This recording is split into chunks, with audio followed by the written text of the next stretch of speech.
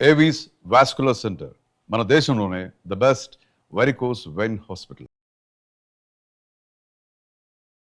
నమస్తే రమగారు. నమస్తే జయ. రమగారు, మనకి మహాలయ పక్షాలు మొదలవుతున్నాయి. పెద్దవారికి మనం పెట్టుకుంటూ ఉంటాం కదండి. చాలా సందర్భాల్లో మీరు చెప్తారు, పండగలు ఫంక్షన్లు చేసుకోకపోయినా పర్వాలేదు, కానీ పెద్దవాళ్ళకి పెట్టడం మాత్రం మర్చిపోవద్దు, వాళ్ళ ఆత్మలు శాంతించాలి అనేసి. దీనికి ఏమైనా నియమాలు ఉన్నాయండి? ప్రత్యేకించి ఎవరు పెట్టాలి, ఎవరు పెట్టకూడదు, అలాంటి నియమాలు ఏమైనా ఉన్నాయా? పితృపక్షాలు అంటే పెద్దవాళ్ళకి పెట్టుకునేది. ఈ పెద్దవాళ్ళు అంటే ఎవరు? పితృదేవతలు. వీళ్ళంటే ఎవరు? మన ముందు తరం వాళ్ళు. పితృదేవతలు అనగానే సాధారణంగా తల్లిదండ్రి అనుకుంటాం, ఇంకా ముందు తరాలు కూడా. ముందు 3 తరాల వరకు ఖచ్చితంగా ఉంటారు. అయితే ఇది ఈ శ్రాద్ధ విధి అనేది బ్రాహ్మణ దాంట్లో, అంటే ఎవరికైతే యజ్ఞోపవీత క్రియ జరుగుతుందో వాళ్ళకి పకడ్బందీ నియమాలు ఉన్నాయి జయ. శ్రాద్ధ విధికి ఖచ్చితంగా వీళ్ళు ఇది చేయవలసిందే, ఇలాగే చేయాలి, ఇంత చేయాలి, వీళ్ళే చేయాలి, అవన్నీ ఒక ఫ్రేమ్ ప్రకారం వాళ్ళకు ఉంది.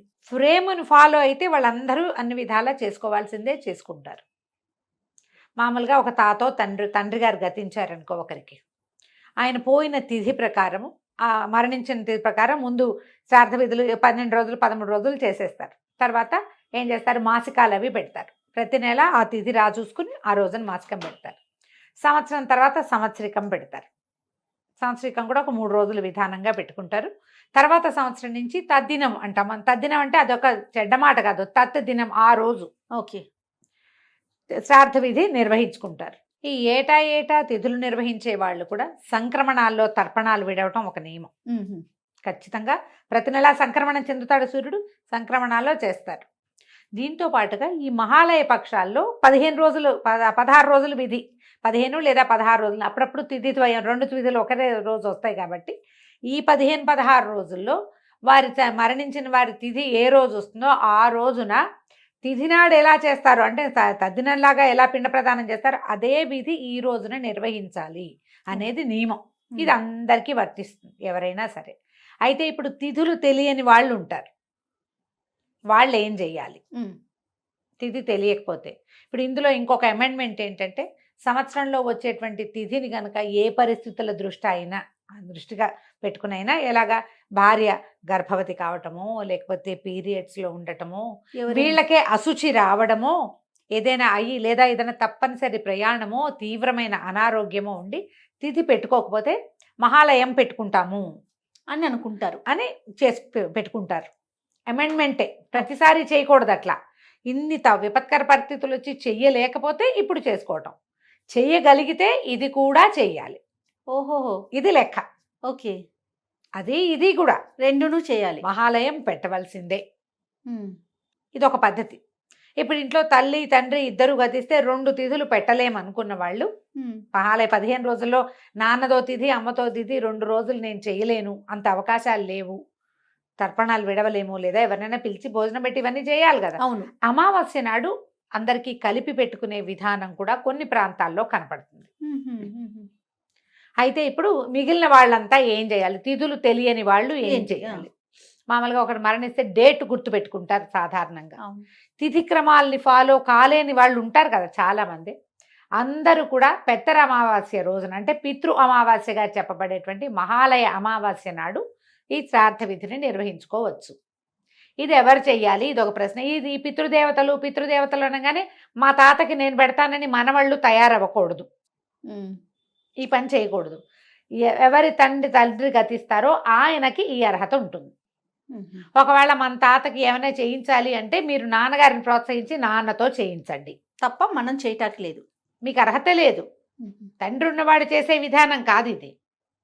మీరు ఏం చేయొచ్చు, మీకేదో బాగుంది తాత మీద ప్రీతి, తాత పేరుతోటి ఏదైనా పొత్తర్లు దానం చేయొచ్చు తప్ప శ్రాద్ధ విధి, తర్పణాలు విడటం, నదీ తీరానికి వెళ్ళి సముద్ర తీరానికి వెళ్ళి ఏమైనా చేద్దామని భావించడం అలాంటివి చేయకండి. మగపిల్లలు లేని వారి పరిస్థితి ఏంటి రమ్మగారు? మగపిల్లలు లేకపోతే గనక, అంటే మగ సంతానమే లేదు, వాళ్ళకి ఎవరైతే మొదట చనిపోయినప్పుడు క్రియాకర్మం చేశారో వాళ్ళు నీరు విడవచ్చు. ఒకటి దౌహిత్రులు, కుమార్తె యొక్క కుమారులు, అంటే కూతురు మనవడు దౌహిత్రుడు. కుమారుడు తర్వాత వాడు దౌహిత్రుడే, వాడికే అర్హత ఉంటుంది.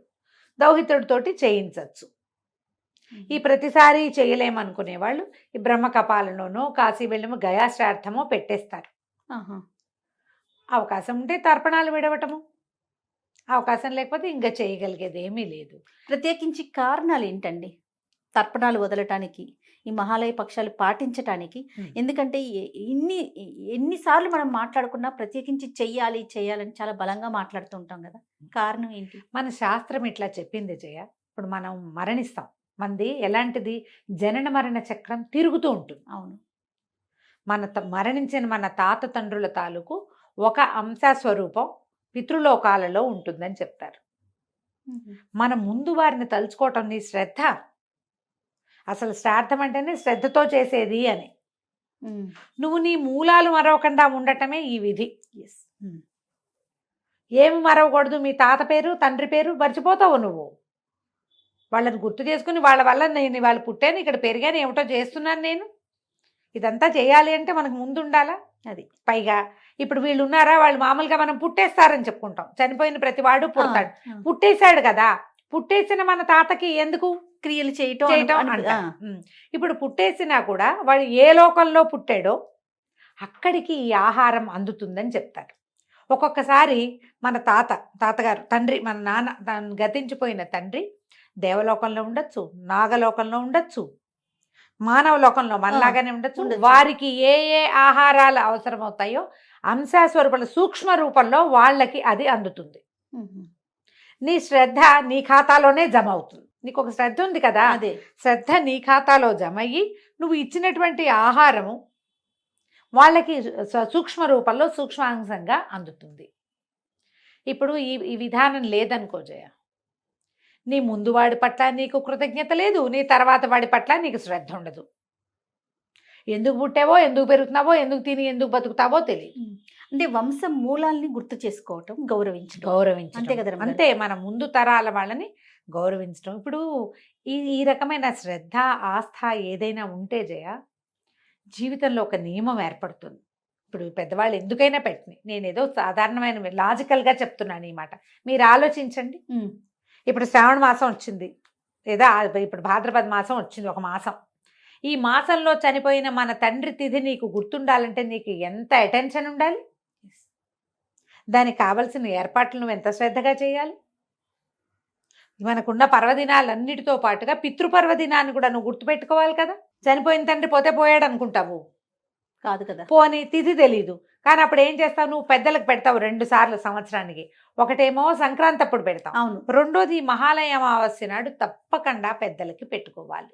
పితృపక్షాలు అని ఎందుకు ఏర్పరిచారంటే, ఏడాదిలో నువ్వు ఎప్పుడు మర్చిపోయినా కూడా ఇప్పుడైనా నువ్వు పెట్టు, ఇప్పుడైనా నీ ముందు వాళ్ళకి నువ్వు, మన ధర్మం ఇది. అది ఇంకా ఇక్కడ మనం తిథి వారాలను చూసుకోము, పితృపక్షాలు పెట్టేటప్పుడు మహాలయ అమావాస్య నాడు పెట్టుకునేటప్పుడు ఇక తిథివార నక్షత్రాలు నువ్వు చూడక్కర్లేదు. అమావాస్య నాడు పొత్తర్లు ఇస్తావా, నువ్వు తర్పణాలు విడుస్తావా, లేదా సాంగంగా పిండ ప్రదానం చేస్తావా, నీ అవకాశాన్ని బట్టి. ఓకే అండి. కేవలం పితృదేవతలకేనండి, లేకపోతే మన కుటుంబ సభ్యులు ఎవరు మరణించినా కూడా వాళ్ళకి ఈ మహాలయ పక్షాలు అప్పుడు పెట్టుకుంటామా? పితృదేవతలు అంటే ప్రధానంగా తండ్రి తల్లి జయ అనుకో. ఇప్పుడు మన కజిన్స్ వాళ్ళ పేర్లు చెప్పుకుని మనం తర్పణలు, ఎవరైనా గతిస్తే వాళ్ళకి అక్కడ ఎక్కడా జరగదు పాపం వాళ్ళకి అని అనుకుంటే వాళ్ళందరి పేర్లు మీరు తర్పణం విడిచేటప్పుడు చెప్పుకోవచ్చు. దానికి గోత్రం చాలా ఇంపార్టెంట్ అని చెప్తారు జయ. ఇప్పుడు ఎలా అంటే చూడు, నేను అమెరికాలో ఉన్న ఒకళ్ళకి డబ్బులు పంపించాలి అనుకో, అమెరికా కాదు పోనీ బెజవాడలో ఉన్న వాడికి పంపిస్తా. వాడివి నాకేమేం కావాలి, అకౌంట్ నెంబర్ కావాలి, ముందు వాడి ఫోన్ నెంబరు, వాడి పేరు పూర్తిగా. ఒక అక్షరం నాగేశ్వరరావు రాసేటప్పుడు ఎస్హెచ్ రాస్తే కొంతమంది, ఎస్ఆర్ రాసుకుంటే కొంతమందికి ఎవరికో పోతుంది. నెంబర్ కావాలి, పేరు కావాలి, వాడికి ఆ బ్యాంకులోనే పంపించే దాంట్లో వాడికి ఏమిటో అకౌంట్ ఉండాలి, ఐఎఫ్ఎస్సి కోడ్ ఉండాలి, గోల్డ్ ఉండాలి. ఇప్పుడు ఎలా ఇవన్నీ ఉంటాయో అదే విధంగా మనం ఎవరికైతే ఇది చెందింపదలుచుకున్నామో, ఎవరికి మనం ఇది ఇవ్వదలుచుకుంటున్నామో వాళ్ళ పేరు గోత్రంతో సహా ముందు వెనకాల వాళ్ళ ముందు తరాల వాళ్ళ పేర్లు కూడా మనం క్లియర్గా చెప్పగలిగితే మనం ఎవరికి తర్పణం విడుస్తున్నామో వాళ్ళకి చెందుతుంది. ఇది నియమం. ఎవరైనా అయ్యగారిని పెట్టుకుంటే వాళ్ళు చెప్తారు కదా, నాయన ఇలా ఇలా చేయొచ్చు, మా కజిన్ సిస్టర్ పోయింది, పెళ్లి కాకుండానే చనిపోయింది, ఆ పిల్ల పేరుతోటి కూడా నువ్వు చెప్పదలుచుకున్నావంటే నక్షత్రమో గోత్రమో చెప్పించి చేయిస్తారు. ఎవరికైనా ఇవ్వచ్చు. ఓకే. వీళ్ళు ఎవరైతే తర్పణాలు వదలదలుచుకున్నారో వాళ్ళు వివాహితులే అయి ఉండాలి, అలాంటి నియమం ఏమన్నా ఉందా? తర్పణాలు విడవదలుచుకున్నప్పుడు అంటే ఖచ్చితంగా తండ్రి మరణించిన తర్వాతే కదా చేస్తారు. అవును, వీళ్ళకి వివాహం అవటమా అది నియమమే, అలాంటిదేమీ లేదు. నియమమేం లేదు. కాకపోతే ఈ తర్పణాలు విడిచేటప్పుడు అప్పుడు మీరు జ్ఞాపకం పెట్టుకోవాల్సింది ఏంటంటే, మీరు నెల కూడా కాకుండా ఈ మధ్య వివాహం కానీ శుభకార్యం కానీ చేస్తే నువ్వులు ముట్టుకోకూడదు అంటారు ఒకటి. భార్య గర్భవతిగా ఉన్న రజస్వలగా పీరియడ్స్లో ఉన్న పనికిరాదు. ఓహో, వివాహం అయిన వాళ్ళైతే భార్య గర్భవతిగా ఉంటే ఈ పనులు చేయకూడదు. ఓ పీరియడ్స్ లో ఉన్నా కూడా పీరియడ్స్లో ఉన్నా కూడా పనికిరాదు. ఒకవేళ దీంట్లో మళ్ళీ ఒకవేళ మామూలుగా అన్ని రకాలుగా సంవత్సరం అంతా చేసుకునే వాళ్ళు కూడా నాన్నగారి తిథి తెలుసు పంచమి అనుకో, ఆ రోజున భార్య కనుక పీరియడ్స్లో ఉంటే పంచమి నాడు పెట్టకూడదు. ఆహా. దానికి అగ్నిని తీసుకురావటం అనేది ఒక విధానం ఉంటుంది. కోడలు అగ్ని తేవటం అనేది ఒక పద్ధతి. ఆహా. ఆ దీపం వెలిగించడం కానీ, ఆ అమ్మాయి అవతల కూర్చుంటే ఇది పనికిరాదు. పనికిరాదు. ఆహా. పనికిరాదు. కోడలికి చాలా పెద్ద పీట వేశారు ఆ శాస్త్రంలో. ఆహా. ఆమె ఉండాల్సిందే తప్పకుండా. అవి లేదనుకో అది వేరే కథ. ఓ, కానీ ఆవిడ ఇంట్లోనే ఉండి ఆవిడ రజస్వలుగా ఉంటే పనికిరాదు. కుమారుల్లో కూడా పెద్ద కుమారుడు అట్లా లెక్క ఉంటుంది కదా? పెద్దవాళ్ళు చేస్తే జ్యేష్ఠుడు. బహుశ్రేష్టం, ఆ. జ్యేష్ఠుడు పెడితే శ్రేష్టం. ఉమ్. జ్యేష్ఠుడు లేడు, తర్వాత వాళ్ళు ఉన్నారు, ఎవరో ఒకళ్ళు చేసినా కూడా పనికొస్తుంది. అందరూ చేయాలి, మా మానేయటానికి ఎవరికి వీలు లేదు. అన్నయ్య చేస్తాడని నేను మానేయకూడదు, అన్నయ్యతో పాటు ఆఖరివాడు కూడా చేయించుకుని ఉంచోవాలి అక్కడ. ఓహో. ఉహుం. మా అన్నయ్య పెట్టుకుంటాడు నేను మానేస్తాను అంటానికి అవన్నీ లేదు. వేషాలు వేయడానికి ఏం కుదరదు అట్లా. జ్యేష్ఠుడికి ప్రథమార్హత ఆ జ్యేష్ఠుడిది. ఉమ్. ఆయనకి ఆయన కనుక మానేసి తమ్ముళ్ళు పెడితే అంత చెల్లదు.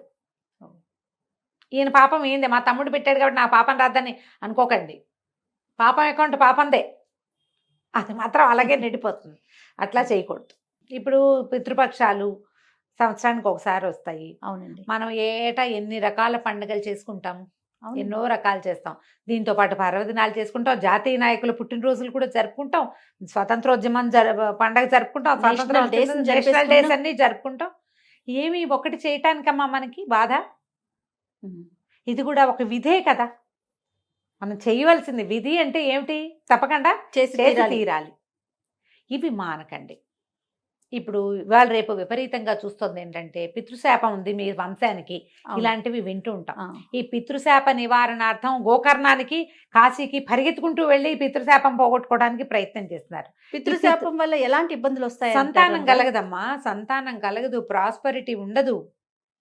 మనం పితృశాపం అంత పెద్దది కాకపోయినా అసలు చేయవలసిన విధి చేస్తే సరిపోతుందిగా. తల్లులు తాతలు గతించిన తిథులు తెలుసుకోండి. చేయగలిగితే ఈ 15 రోజుల పౌర్ణమి నుంచి మొదలు పెట్టుకుని అమావాస్య దాకా చేస్తాం. పౌర్ణమి నుంచే మొదలు, భాద్రపద పౌర్ణమి ఉంది కదా, ఉమ్. అక్కడి నుంచే స్టార్ట్. ఆ రోజు నుంచి మొదలు పెట్టుకుని తిథులు తెలిసిందా, తిథి ప్రకారం పెట్టుకోండి. ఉమ్. ఎంత చేయగలిగితే అంత చేయండి, మానేయకుండా. సాంగంగా మొత్తం విధి చేయగలిగారా మాత్రంగా సంతోషం. ఉంటుంది. కొంత చేయగలరా అదైనా చేయండి. ఏదో కొంతైనా చేసి చివరి వరకు, ఒకవేళ అన్ని రోజులు చేయలేకపోయాం అమావాస్య నాడు చేసుకోండి. అంతేగాని మీరు అన్నట్లుగా ఆ. చేయాల్సింది మానేసి పరిహారాల కోసం పరుగులు పెట్టారు. పరిగెత్తద్దు. ఇప్పుడు పితృశాప పరిహారార్థం ఎంత ప్రయత్నం చేస్తున్నారు. అవునండి. ముఖ్యంగా చేయవలసిన విధులు ఇవి కదా. కాబట్టి ఈ శాస్త్ర విధి ఏం చెప్పబడిందో ఆ రకంగా చేసుకోండి. ఇదేంటంటే ఇదో పండగ కాదు. చేసుకోవటం అంటే చేయవలసిన క్రియా విధానం చేయటం. ఓకే. చివరిగా ఒక్క ప్రశ్న అండి. ఉమ్. అంటే అన్ని కమ్యూనిటీస్ చేస్తారా, చెయ్యొచ్చా? అన్ని కమ్యూనిటీస్ చేయొచ్చు, ప్రతి వాళ్ళు చేయొచ్చు. ఇప్పుడు వాళ్ళకి ఫ్రేమ్ చేయబడి ఉన్న వాళ్ళు వాళ్ళ ఫ్రేమ్ ప్రకారం వాళ్ళు చేసేసుకుంటారు. అవును, అవును. ఫ్రేమ్ లేని వాళ్ళు, మీరు సంక్రాంతి పండగలో పెద్దలకు పెట్టుకునే పద్ధతి ఉంది మా ఇంట్లో అని అనుకున్న ప్రతివాడు అమావాస్య నాడు పెట్టుకోవచ్చు. ఒకవేళ మేము ఎప్పుడు పెట్టలేదండి, ఇప్పుడు కొత్తగా పెట్టచ్చా? తప్పకుండా పెట్టండి అమ్మా. దేరాయ విషయం. దురుస్తాయి అన్నారు. ఎంత లేటుగా వచ్చినా రావడమే ఇంపార్టెంట్. అమావాస్య నాడు ఒక అయ్యగారిని ఎవరినైనా తెగ చుట్టుపక్కల ఉంటారో దేవాలయానికి వెళ్ళండి, మా జాతికి లేదు మేము చెయ్యొచ్చా, మాకు ఇలా చెయ్యాలనుంది అంటే లోపల ఉండటమే కదా. మీకు ఎంత చేయొచ్చో అంత చేయిస్తాడు. మీకు పెద్ద పెద్ద విధానాలు అక్కర్లా. అంతే. ఓ చిన్న పొత్తర్లు ఇవ్వచ్చు నాయన మీ తాత పేరు చెప్పి ఆ. అని చెప్తారు. తాత పేరు చెప్పండి, మీ నాన్న పేరు చెప్పండి, పొత్తర్లు ఇవ్వచ్చు, ఇవ్వండి, ఓకే. ఇంత ఇది ఫలానాది ఇవ్వండి ఈ రోజున అని చెప్తే అంత మాత్రమైనా మీరు చేయదలుచుకుంటే కనుక తప్పకుండా చేసుకోవచ్చు. ఏమీ తప్పలేదు. నమస్తే రమ్య. నమస్తే జయ.